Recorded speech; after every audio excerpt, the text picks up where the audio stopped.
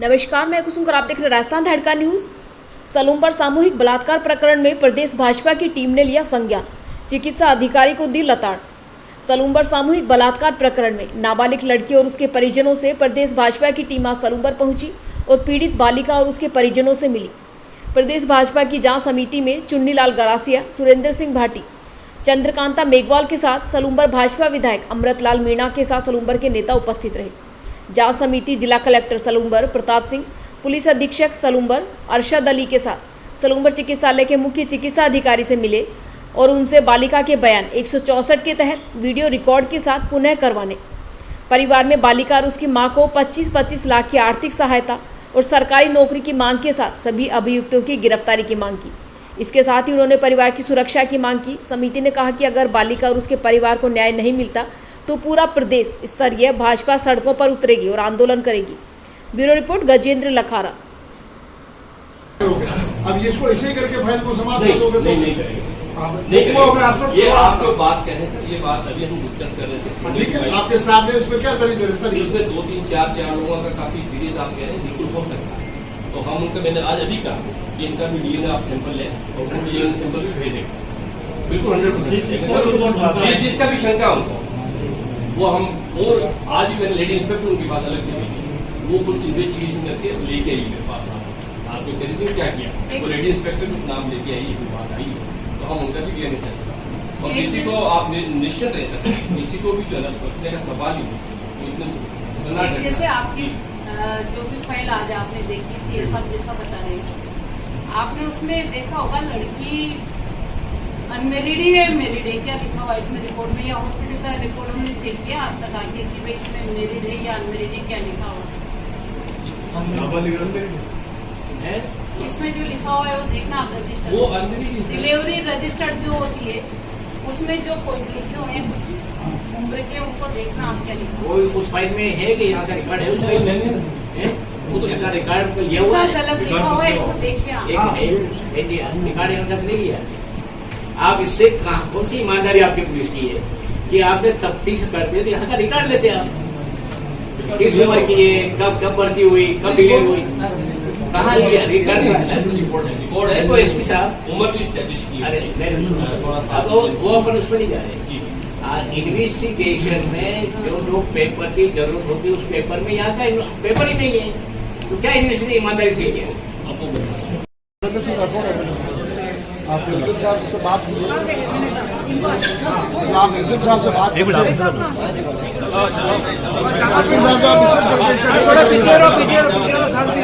ये जो बात हुई है, जो हमें आश्वासन मिला वो पूरा होगा ताकि हमें वापस यहाँ नहीं आना पड़े।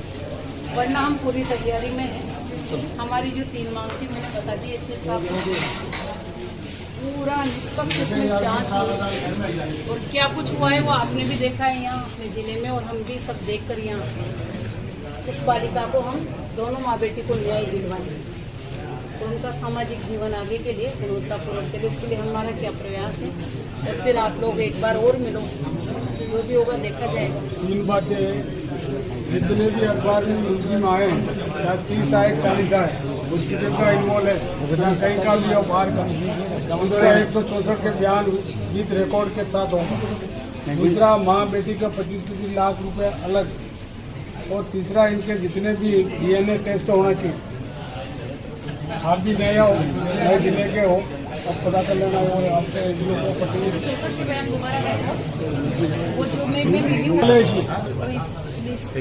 हम 1 घंटा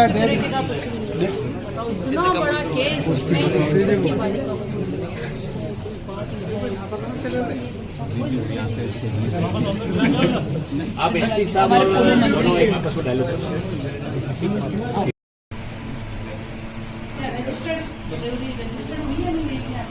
बहन जी मैं पूछ लूँ या तो एमएलए साहब क्या? अरे बहन जी आप पूछ लो, या तो अपन एक बार पूछा, अब या तो आप पूछ लो तो कागज लिख के ये लिखा हुआ भी क्या बना, पढ़ लो, पढ़ कर क्या आपने कोई जानकारी बताइए?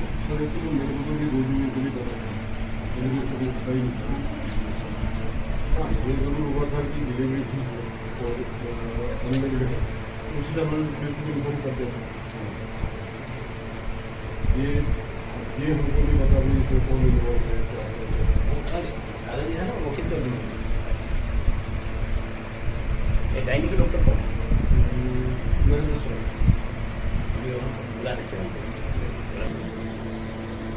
आप 4 दिन पहले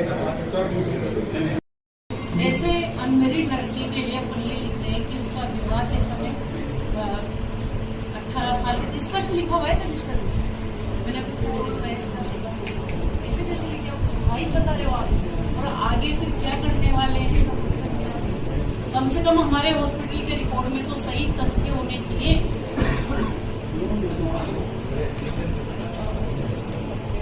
और ऐसा नहीं है उस लड़की का भी हम DNA टेस्ट करवाएंगे, ये आज हम आपको बोल के जाते हैं। मैं कुछ भी बताते उससे कुछ होने वाला नहीं, उसका भी DNA टेस्ट होना चाहिए। ये पर यहीं से हो जानी चाहिए थी, हॉस्पिटल से होना चाहिए।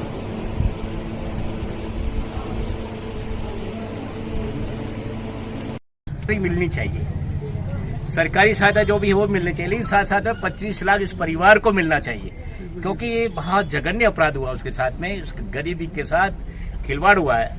इसलिए हम सरकार से मांग कर रहे हैं कि इस परिवार को 25 लाख रुपए 25 दोनों का 25 लाख रुपए दोनों को मिले, इस तरह का मांग हमने इस प्रशासन को कलेक्टर के सामने रखा है। और अगर यह मांग हमारी पूरी नहीं हुई तो इस आंदोलन को हम सलूम्बर में ही नहीं, इस प्रदेश स्तर पर ले जाएंगे और इस सरकार को, अशोक गहलोत की सरकार को जो अंतिम श्वासों में है, कहीं ऐसा नहीं कि ये अंतिम श्वास है उसकी अंतिम ही रह जाए।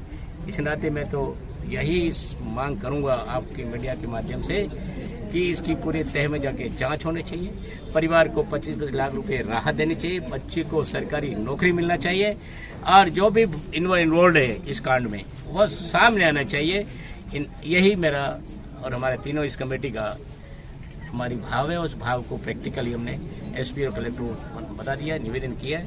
और अगर इसमें कहीं खाना पूर्ति करने में कमी रही तो हमने इनको चुनौती भी दी है कि दोबारा हमको आना पड़ा तो आएंगे, और हम चारों यहाँ धरना देना पड़ा है तो धरना भी देंगे, लेकिन इस परिवार के साथ हम पूरे साथ में भारतीय जनता पार्टी है और भारतीय जनता पार्टी के साथ साथ यहाँ की जनता है, यहाँ के स्थानीय हमारे कार्यकर्ता हैं, यहाँ की विधायक महोदय हैं। इसलिए इस परिवार को हमने कह दिया कि कमज़ोर परिवार नहीं, इसके लिए हमको कितना ही जाना पड़े लेकिन इस परिवार को पूरा सहयोग करेंगे। यही है मेरी आप सब से मेरा संदेश है। और आप सब इस घटना के बारे में मन से शरीर से शामिल हुए हैं, भाव से शामिल हुए, उसके लिए आप सबका आभार करता हूँ। हमारी बहन चंद्रकला जी कुछ बताइए। आज 2 महीने हो गए, 8/6/2023 की घटना है, उसकी डिलीवरी हुई। मध्य प्रदेश के भारतीय जनता पार्टी के अध्यक्ष जी से लेकर के हमारे पूर्व मंत्री जी चुनीलाल जी गिराचा भी हमारे बीच में है, जो प्रदेश उपाध्यक्ष जी हैं। पूर्व में तो सभी हमारे जनप्रतिनिधियों का, यहाँ जितने भी हमारे भारतीय जनता पार्टी के कार्यकर्ता, अन्य कार्यकर्ता आए, आपने 3 बातें जो कही है, उस महिला, उस बेटी के साथ उसका 25 लाख, उसकी माँ को भी 25 लाख और DNA टेस्ट हो। और इस मेरा तो पूरा सीधा आरोप है कि इस हॉस्पिटल में जितने भी वो भी सारे आरोपी हैं, क्योंकि बच्ची यहाँ ही रहती थी। होगा बहुत जबरदस्त का होगा, इस प्रशासन की हवा भी होश भी उड़ा देंगे, इतनी बात मैं कहता हूँ। और दुख की घड़ी में जिस प्रकार मीडिया ने हमारे को उजागर करके इस प्रकार से जो काम किया, हमारी कमेटी के मेंबर सभी यहाँ आए हैं। आज अभी रिपोर्ट प्रदेश को देंगे अभी रात को। और इसके अलावा जो भी आपसे मेरी अपील है, प्रार्थना है, इस दुख की घड़ी में आप सभी पूरा सहयोग करें, यही कहना है। और इसके अलावा कोई बात छिपी है जिस प्रकार के हैं, ये डॉक्टर खुद इन्वॉल्व है इसमें, ये क्या नाम है इसका मैं नहीं जानता हूँ, 20 दिन बाद रिटायर्ड हो रहा है, लेकिन उसको याद करेगा उसका कि मेरी जिंदगी नौकरी कैसे गई, अंतों में कैसे हुई। इसी बात को कहते हुए आप सभी पधारे, धन्यवाद। जय हिंद। उसको नाबालिग बताया है ना। अभी कहीं सुनने में आया था वो जिला चिकित्सालय में उसकी जो फाइल है उसमें कहीं विवाहित बताया, उस पर आपने कई प्रश्न भी खड़े किए। देखिए, मैंने जो रजिस्टर्ड इनका डिलीवरी का उस रजिस्टर में होता है, तो उस कॉलम को हम लोगों ने देखा, उसमें पढ़ा कि सबसे पहले तो कितना गलत तरीके से उसका एज ग्रुप जो बताया गया है कि विवाहित के समय उसकी उम्र 18 साल, विवाहित के बाद वो 21 साल, मतलब डिलीवरी के समय 21 साल। तो ये बहुत गलत है और मुझे लगता है ये सारे इन्वेस्टिगेशन के पार्ट हैं। सबसे बड़ी बात मैं कहूँगी कि हमारी बहन आज राजस्थान के क्या हालात है, ये हम इस घटना से जोड़ के देखेंगे तो हमारा दिल दहल जाएगा।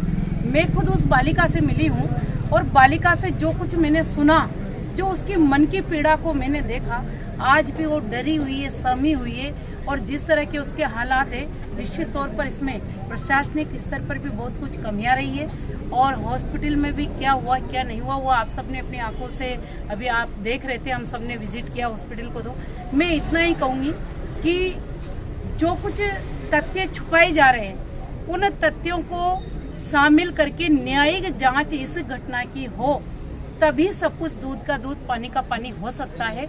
और दूसरा, जैसा हमारे चुन्नीलाल जी भाई साहब ने बताया कि उसे आगे अपने जीवन को कैसे यापन करना है, उसका गुणवत्तापूर्वक जीवन वो अपना चला सके, इसके लिए कहीं ना कहीं सरकार को उसकी बेटी के लिए भी, उस बहन के लिए भी 25-25 लाख रुपए देने चाहिए, उसे सरकारी नौकरी देनी चाहिए। और मैं कहूँगी कि किसी हॉस्पिटल में कलेक्टर साहब के नाक के नीचे, एसपी साहब के नाक के नीचे इस तरह की घटना घटित हो जाए, हम राजस्थान की बेटियों को किस तरह से सुरक्षित रख सकते हैं? 2 महीने डिलीवरी हुए हो गए और 2 महीने में किसी ने उसका हाल जाना तक नहीं। ये तो अच्छा हो, उसकी किस्मत अच्छी थी कि हमारे कार्यकर्ताओं को भनक लग गई, आज एमएलए साहब हम सब लोग यहाँ आ गए, वरना मुझे लगता है उस बालिका का और उसकी माँ का क्या हाल होता, कोई अता पता तक नहीं होता। ये हालात यहाँ पर बने हुए हैं। निश्चित तौर पर मैं कहूँगी कि सारे जो जांच के जो तथ्य हैं उन्हें हर चीज को उसमें शामिल किया जाए और निश्चित तौर पर दोबारा से 164 के बयान होंगे, तब ही सारी बात खुलासा हो सकती है। और मैं तो कहूँगी, सरकार से भी मैं मांग करूँगी कि आप कुछ करें या नहीं करें, लेकिन दोनों के भविष्य को बचाइए, उनके जीवन को बचाइए, उनके भविष्य को संवारिए और उसे इतनी सुरक्षा मुहैया करवाइए।